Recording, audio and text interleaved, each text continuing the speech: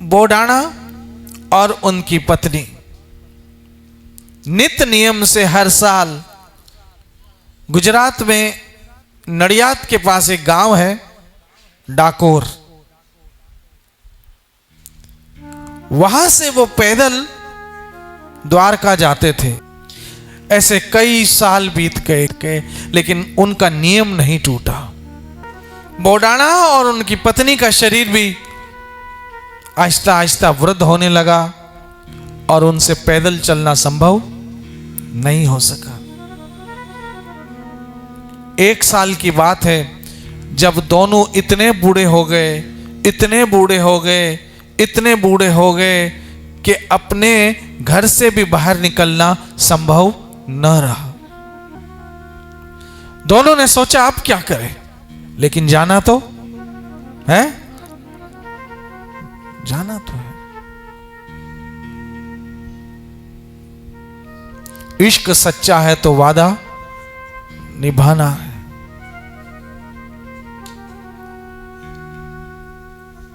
दोनों पति पत्नी ने सोचा अगले बरस तक तो हो सकता हम जिंदा भी न रहे, इसलिए चलो इस बार हम थोड़ा सा नियम इधर उधर करें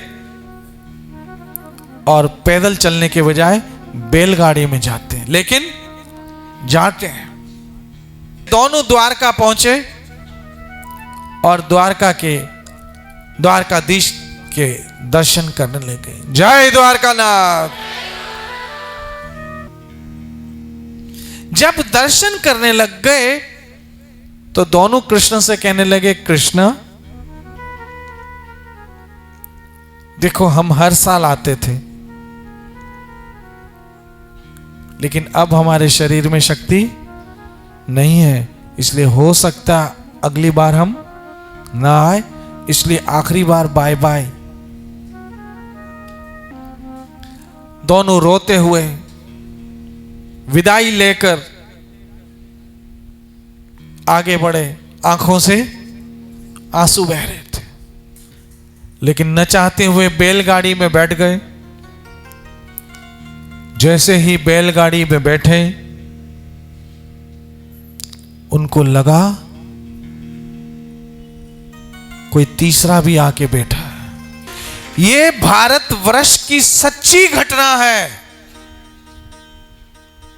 भारतवर्ष की सच्ची घटना है, हमारे धर्म के इतिहास की सच्ची घटना है। उनको लगा कोई तीसरा भी आके बैठा। जब पीछे मुड़ के देखा तो जो मूर्त, जो विग्रह मंदिर में थी वो आ गई है कहां पर, बैलगाड़ी में, और आकाशवाणी हुई चलो, और पहुंच गए डाकोर। पीछे मंदिर के जब दर्शन हुए तो पता चला वहां तो भगवान की विग्रह, हाहाकार हो गया।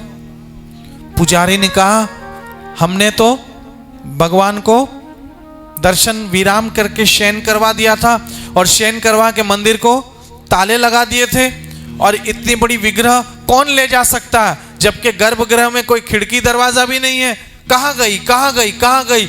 हाहाकार हो गया, क्योंकि द्वारका 4 धाम में से एक धाम है।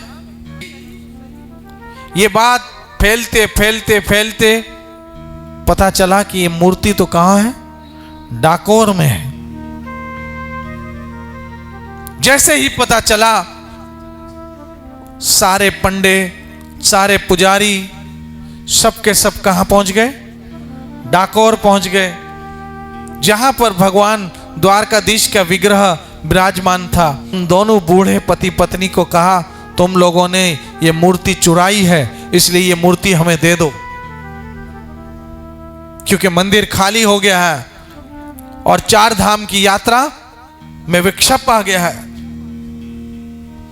बोडाणा और उसकी पत्नी ने कहा हम तो बूढ़े हैं, हमसे तो एक पानी का गिलास भी नहीं उठता है, इतनी बड़ी मूर्ति हम कहां उठा सकते हैं, ये हमारे साथ खुद आए हैं।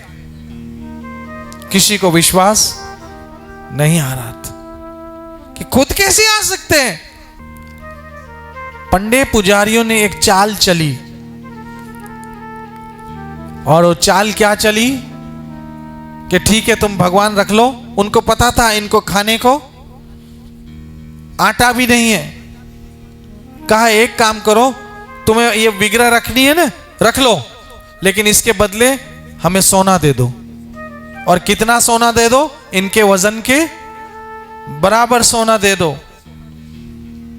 अब बोडाणा और उसकी पत्नी रोने लग गई कि हमारे पास तो खाने को आटा नहीं है, इतना सोना कहां से लाएंगे?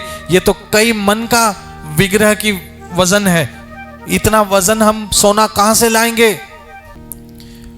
बोडाणा की पत्नी ने कहा जाओ तराजू लेके आओ, मैं सोना देती हूं।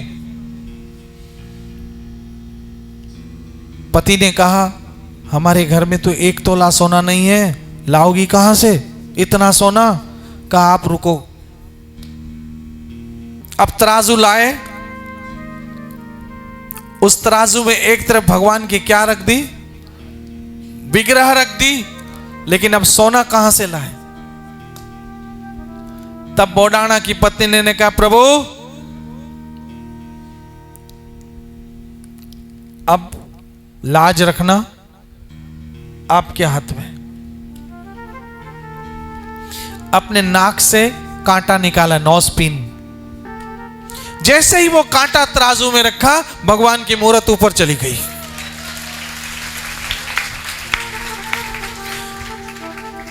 जय द्वारकाधीश। भगवान की विग्रह कैसी हो गई? ऊपर हो गई और वो नीचे आ गया। एक कांटे में भार याद रखना नहीं था, उनके विश्वास में भार था, उनकी श्रद्धा में प्यार था, उनके प्यार में भाव था। वो भार था जिसमें भगवान को तोलना पड़ा। अगर आपकी श्रद्धा, विश्वास, समर्पण मजबूत है मेरी माताओं, बहनों, मित्रों, तो भगवान आपसे कभी नहीं दूर है। इसलिए आज भी वो विग्रह अगर किसी को दर्शन करने हो तो आज भी वो विग्रह डाकोर में विराजमान है।